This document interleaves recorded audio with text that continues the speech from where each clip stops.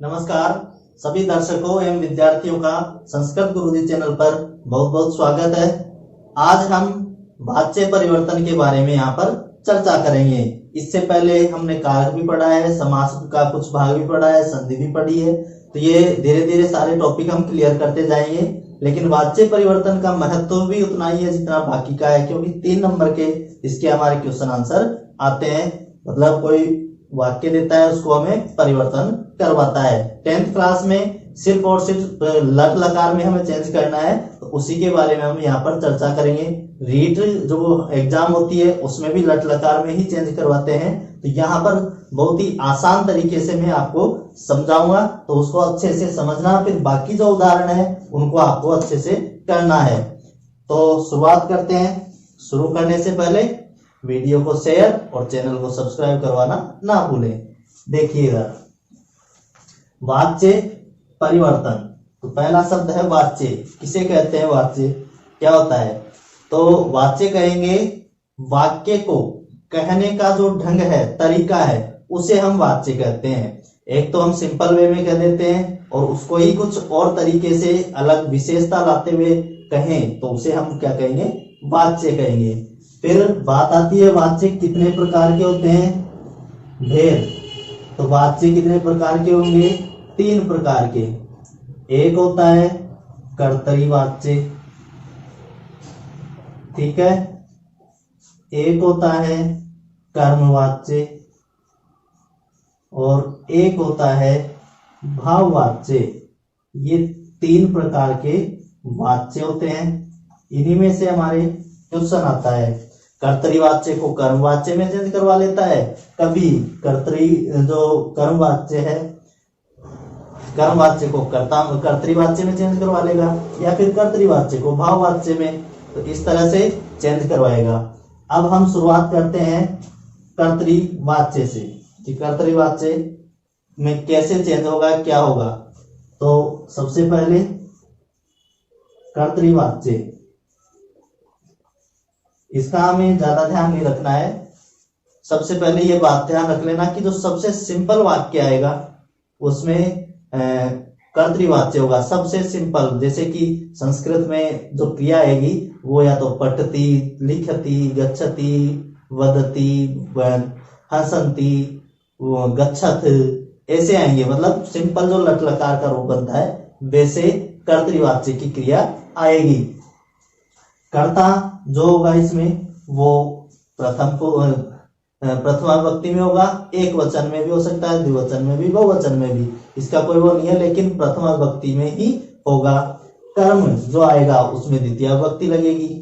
तो यहां पर मैं लिख देता हूं, कर्ता में प्रथमा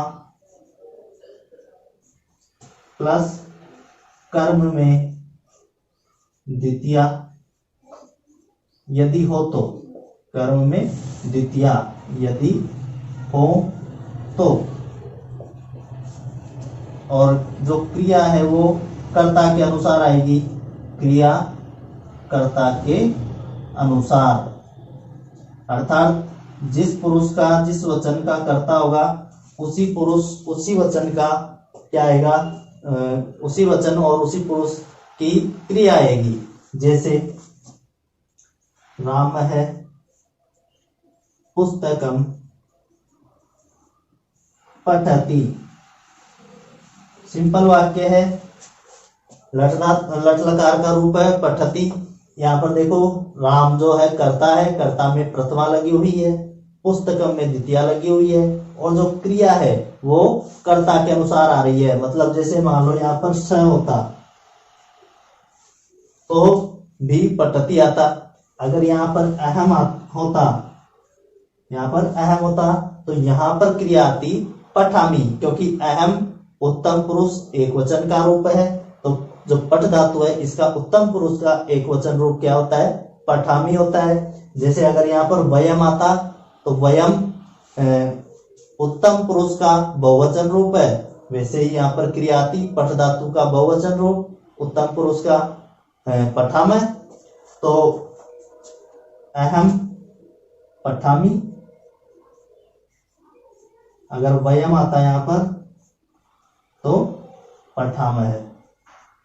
मान लो त्वम आ जाता, त्वम, तो त्वम मध्यम पुरुष एक वचन का रूप है, क्रिया आएगी मध्यम पुरुष एक वचन की, त्वम पठसी, त्वम पठसी। ऐसे कैसे, मतलब जो करता है, कर्ता जिस पुरुष का है, जिस वचन का है, वैसे के वैसे ही जो क्रिया है उसका पुरुष और वचन आ जाएगा। ठीक है, यहां तक बात क्लियर। कर्तृवाच्य में कर्ता में प्रथमा विभक्ति, कर्म में द्वितीया विभक्ति और क्रिया कर्ता के अनुसार होगी। जैसे और उदाहरण देख लो, गीता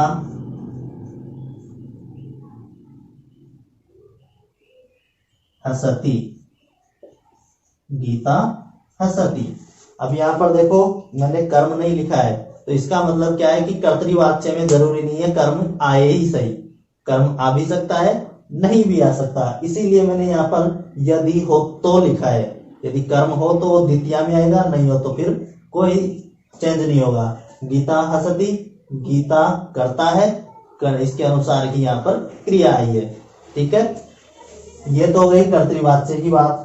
अब इसके आगे हम बात करते हैं कर्मवाच्य की। यहीं से हम इनको चेंज करके आपको बता देंगे।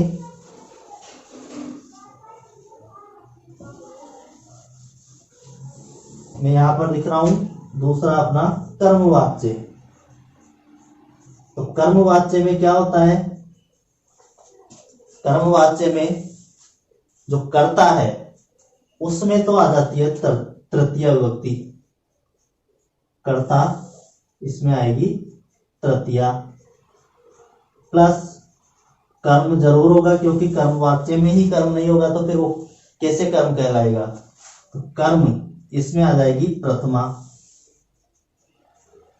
और जो क्रिया है तो इसमें हमें कर्ता या कर्म के अनुसार ऐसा कुछ सोचने की जरूरत नहीं है। हमें क्या करना है, धातु जो है, मूल धातु जो है उस धातु में यते जोड़ना है। लास्ट में क्या जोड़ना है, यते। इधर उधर कंफ्यूज होने की आवश्यकता ही नहीं है हमें कि वही कर्म के अनुसार आएगी या आत्मनेपदी में आएगी या कुछ जो भी है, हमें बिल्कुल भी याद नहीं करना। हमें समझना है सिर्फ कि कर्ता में तृतीया, कर्म में प्रथमा, धातु में जो मूल धातु आएगी उसमें यते जोड़ेंगे। जैसे पठ धातु है तो पठ ये मूल धातु आती है, अब इसमें यते जोड़ देंगे, पठ्यते। हस धातु है, हस्यते। ऐसे इस इनमें यते जोड़ेंगे बाद में। ठीक है, अब जैसे मान लो यही वाक्य है, राम है पुस्तकम पठति, यही वाक्य आ गया आपके एग्जाम में और बोल देगा कि इसको कर्मवाच्य में चेंज करो। तो कैसे चेंज करोगे, कर्ता राम है तो राम को तृतीया में करेंगे, क्या बनेगा, रामेण। फिर पुस्तकम कर्म है, यहाँ पर ये पुस्तकम क्या है, कर्म। तो कर्म यदि आता है तो वो किस में होगा, प्रथमा विभक्ति में हो जाएगा। तो प्रथमा में लिखेंगे पुस्तकम को, तो पुस्तक पुस्तकम ही रहेगा क्योंकि नपुंसकलिंग का रूप है। फिर जो क्रिया है वो पठती, पठ धातु है, तो पठ धातु में आगे हम क्या जोड़ेंगे, यते, और क्या बनेगा, पठ्यते। तो यहां तक हो गया, मतलब ये रामायण चेंज हो गया, पुस्तकम चेंज हो गया, पठ्यते पठ धातु में लगा दिया। अब इसके बाद देखो, जैसे उदाहरण है, मान लो कर्तृवाच्य का उदाहरण है, राम है रावणम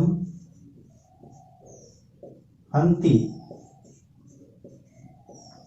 राम है रावणम हंति। तो अब यहां पर देखो ये तो कर्तृवाच्य का है क्योंकि कर्ता में क्या है, प्रथमा विभक्ति है, रावणम में द्वितीया है और क्रिया राम के अनुसार है, ये तो कर्तृवाच्य हो गया। अब हम इसको चेंज करेंगे कर्मवाच्य में। तो कैसे चेंज होगा, कर्ता में तृतीया लगाएंगे, तो राम में रामेण, रावणम द्वितीया विभक्ति में है, इसको प्रथमा में लाएंगे तो रावण है। हंति में धातु कौन सी है, हन धातु, तो हन जो धातु है उसमें यते जोड़ देंगे, क्या बनेगा, हन्यते। बात समझ में आई, कर्ता में तृतीया, कर्म में प्रथमा और क्रिया में जो मूल धातु है उसमें यते जोड़ देंगे। यते जोड़ने पर हमारा जो कर्मवाच्य का रूप है वो मिल जाएगा।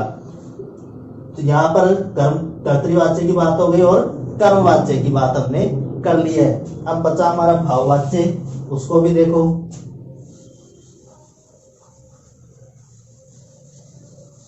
भाववाच्य में क्या होगा कि कर्म तो आएगा ही नहीं। जो तीसरा है हमारा भाववाच्य, इसमें क्या होता है, कर्ता जो आएगा वो तृतीया में आएगा। जैसे कर्म में आया था कर्मवाच्य में, वैसे ही कर्ता इसमें तृतीया विभक्ति में आएगा। ठीक है, प्लस कर्म इसमें होगा ही नहीं, डायरेक्ट क्रिया होगी और क्रिया भी वही चीज धातु में यते जोड़ेंगे, वही जो कर्मवाच्य में हमने जोड़ा है। तो इसका मतलब भाववाच्य बहुत सिंपल है, कर्म आएगा ही नहीं, कर्ता आए, कर्ता भी जरूरी नहीं है, कर्ता भी आए तो आए, नहीं तो कोई जरूरी नहीं है। अगर कर्ता है तो उसमें तृतीया लगाएंगे, यदि हो तो, नहीं तो फिर कुछ नहीं है। इसमें जो भाव है उसका हम प्रयोग करेंगे। जैसे कृष्ण है गच्छति, कृष्ण है गच्छति, ये वाक्य है कर्तृवाच्य। ठीक है, अब इसको हम भाववाच्य में चेंज करेंगे। तो भाव में कैसे होगा, कृष्ण है कर्ता है, तृतीया विभक्ति लगाएंगे तो कृष्णेन, क्या होगा, कृष्णेन। गच्छति गम धातु है, गम धातु में यते जोड़ देंगे, कृष्णेन गम्यते बन जाएगा। तो हमें अब सिर्फ भाववाच्य में किसका ध्यान रखना है, जो क्रिया आएगी उसका, क्रिया ही भाव मान लो, क्योंकि बाकी जो अगर कर्ता नहीं है तो भी कोई फर्क नहीं पड़ेगा, है तो भी कोई फर्क नहीं पड़ेगा। होगा तो तृतीया में लगाएंगे, नहीं होगा तो डायरेक्ट क्रिया लगाएंगे। तो जैसे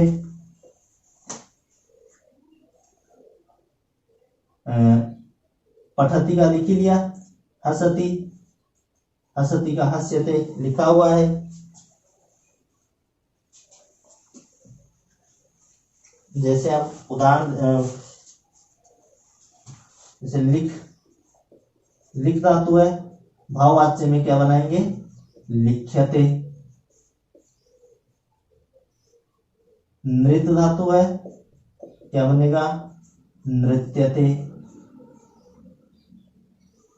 गम धातु आई गई। जैसे और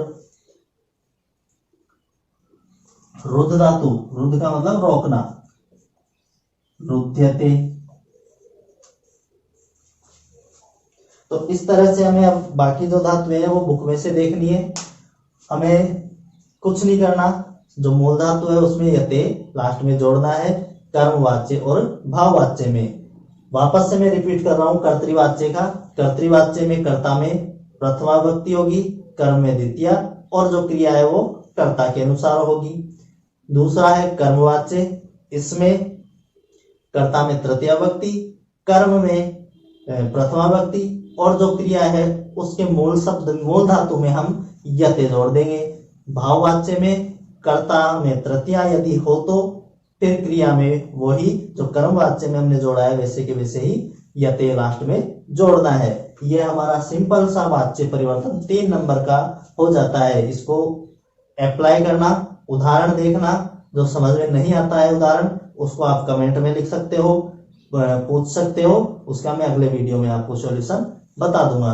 तब तक इस वीडियो को और जो हमने पहले वीडियो डाले हुए हैं उन सबको आपको देखना है अच्छे से, और वीडियो को ज्यादा से ज्यादा बच्चों को शेयर करना है, क्योंकि एग्जाम अब पास में आने वाली है। अब तक तो तुम लोगों ने कोई पढ़ाई की नहीं है, समझ गए। तो वीडियो शेयर करना है, चैनल को सब्सक्राइब करना है और वीडियो पूरा देखना है, ताकि पूरा वीडियो आपको समझ में आ जाए। आधा अधूरा देखोगे तो कुछ समझ में नहीं आएगा। ठीक है।